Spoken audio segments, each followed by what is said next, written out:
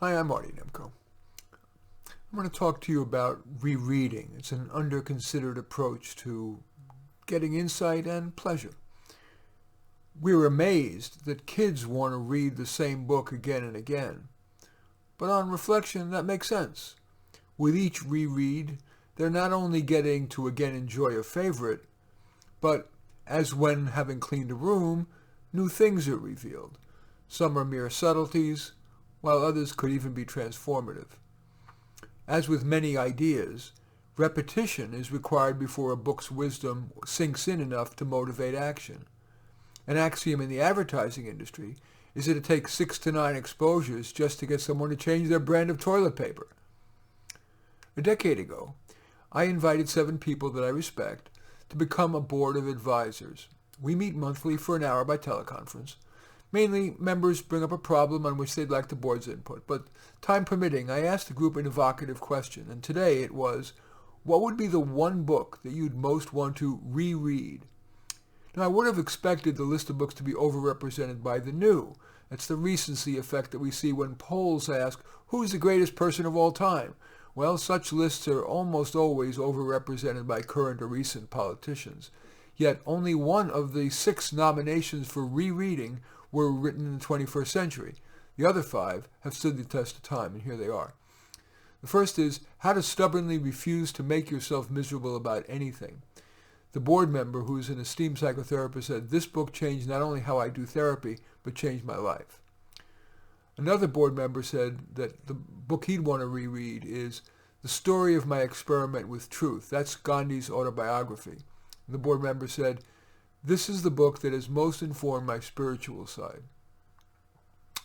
Another board member said he'd want to reread Wide Sargasso Sea, Sargassosea.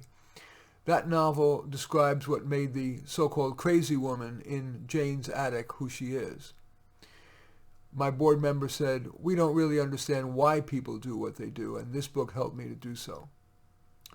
The next book a board member suggested was The Changing World Order, and described it as, quote, a brilliant guide to not just how the world is changing, but why. Then one person, when I asked the person for a book, rather than propose a book, said he most enjoys revisiting songs whose lyric was transformative for him. And he offered an example, the theme song from the movie Flashdance. It included the line, take your passion and make it happen. Actually, his response comports with my client's experience. Something very brief like a rhyming slogan can have more impact than a tome. And finally, my pick was the book The Adventures of Augie Marsh. It's my favorite coming-of-age novel. It's a smarter version of Catcher in the Rye, revealing what goes through the mind and heart of an intelligent person as he becomes an adult. An example of one of the life lesson bon mots in the book, he didn't have the long-distance burrowing vices of people who took you in with mildness and turned out to be digging and tunneling all the while. Takeaway? Now, of course, comes the core question. The purpose of the foregoing? What do you want to reread? And if you're having trouble remembering your past favorites, even if you've perused your bookshelves, you might try Google searching the term best books of all time. You might review your library withdrawals or your purchase history on Amazon or wherever you mainly buy books.